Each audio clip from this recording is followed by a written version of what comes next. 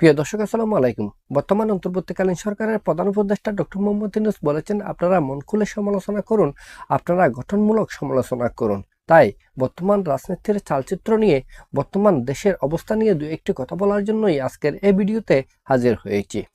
আমরা দেখেছি বিগত আওয়ামী লীগ সরকারের সময়ে বাংলাদেশের সকল জনসাধারণকে দুইটি ভাগে ভাগ করা হয়েছিল, একটি আওয়ামীপন্থী, অপরটি আওয়ামী পরিপন্থী।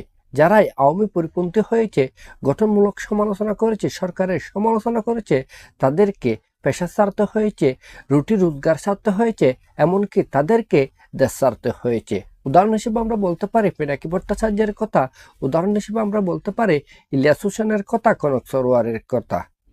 শুধু তাই নয়, ওই সময়ে আওয়ামী লীগ এবং আওয়ামী লীগ সরকার যাদেরকে প্রতিপক্ষ মনে করেছে তাদেরকে দুনিয়া থেকে নাই করে দিয়েছে। উদাহরণ হিসেবে আমরা বলতে পারি বিএনপির অন্যতম জনপ্রিয় নেতা ইলিয়াস আলীর কথা।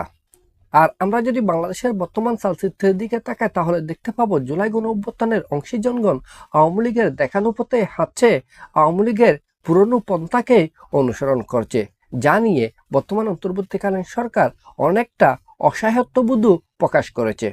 উদাহরণ হিসেবে আমরা বলতে পারি ওই সময় যারা আওয়ামীপন্থী হিসেবে পরিচিত ছিল, তারা আজকে পেশিবাদ এবং পেশিবাদের দূষর বলে পরিচিতি পাচ্ছে, তারা দেশবিরোধী শক্তি হিসেবে অভিহিত হচ্ছে। আবার ওই সময়ে যারা আওয়ামী পরিপন্থী হিসেবে পরিচিত ছিল, তারা আজকে দেশপ্রেমিক হিসেবে পরিচিতি পাচ্ছে।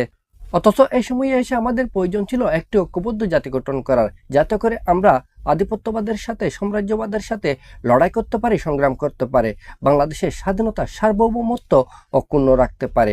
কারণ বাংলাদেশের স্বাধীনতা সার্বভৌমত্ব যাতে হরণ হয়, বাংলাদেশের অস্তিত্ব বিলীন হয়, এই জন্য অনেক আগে থেকে ষড়যন্ত্র শুরু হয়েছিল, অনেক আগে থেকে নতুন নতুন খেলার জন্ম হয়েছিল।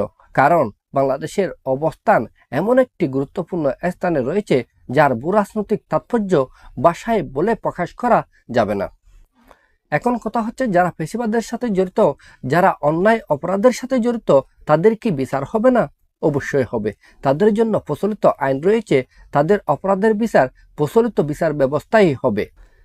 আর তাই আমাদের সকলের প্রত্যাশা হচ্ছে বর্তমান অন্তর্বর্তীকালীন সরকার বাংলাদেশের সকল ধর্ম বর্ণের মানুষ নিয়ে একটি ঐক্যবদ্ধ জাতি গঠন করার জন্য উদ্যোগ গ্রহণ করবেন। আমাদের পরবর্তী ভিডিও পাওয়ার জন্য আমাদের এই চ্যানেলটি সাবস্ক্রাইব করবেন। সবাইকে ধন্যবাদ। আসসালামু আলাইকুম।